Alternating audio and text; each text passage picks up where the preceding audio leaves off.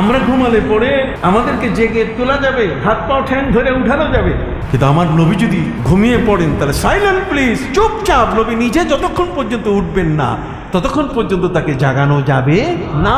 কেন জাগানো যাবে না? না জাগানোর কারণ হলো আমার নবী সাল্লাল্লাহু আলাইহি ওয়াসাল্লাম 24 আওয়ার্স তার এই কলবটা খোলা থাকতো, আল্লাহর পক্ষ থেকে ওহী হতো।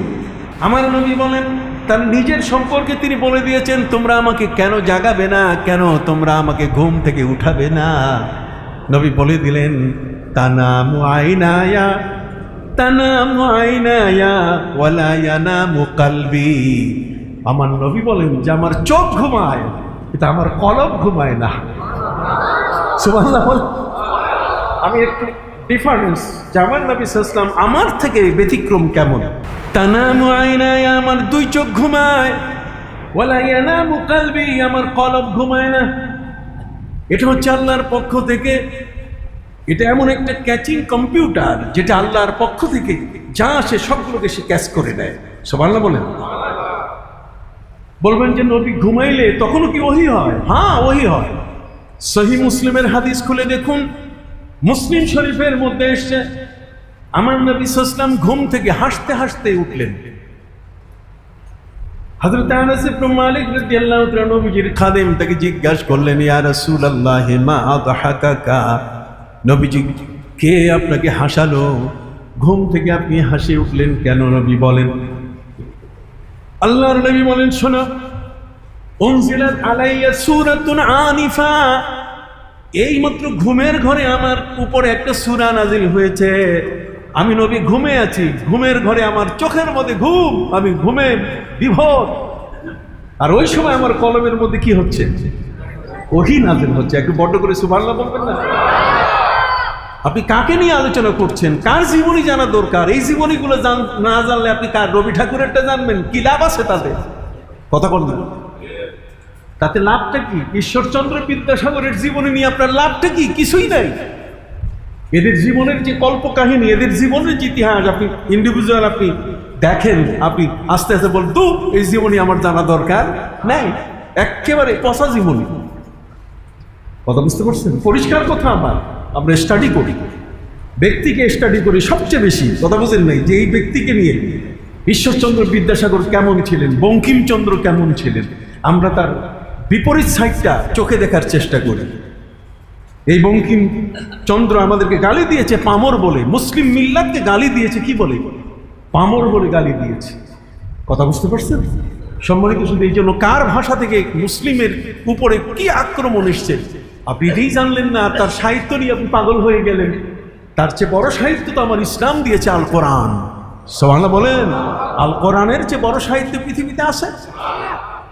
জগতের মধ্যে এত বড় সাহিত্য গ্রন্থ জগতে আর নাই। ভাষাবিদরা পঙ্গু হয়ে গেছে কোরআনের কাছে, কবিরা পঙ্গু হয়েছে কোরআনের কাছে, যারা ব্যাকরণবিদ তারা কোরআনের কাছে কি হয়েছে?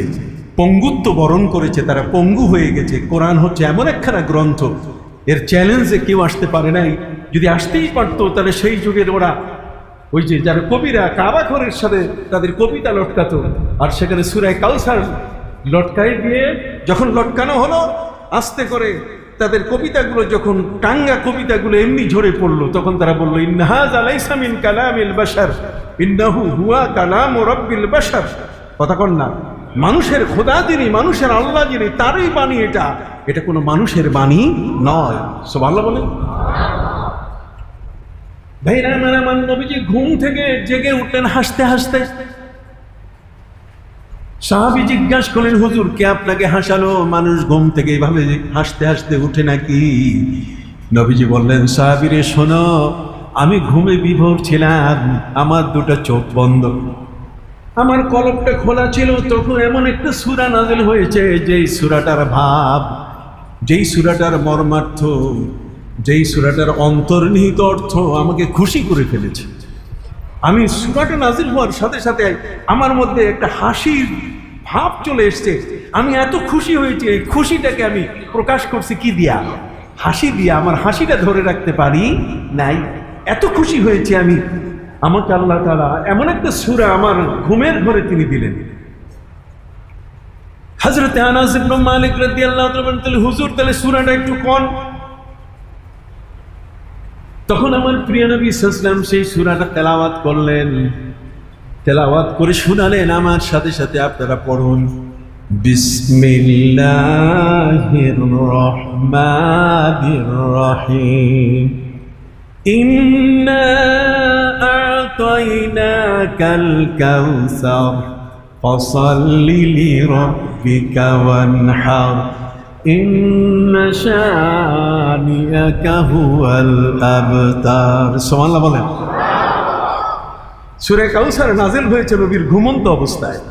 নবী বলছেন, আল্লাহ আমারে কাউসার দিয়েছে, আমি খুশি হয়ে গেছি।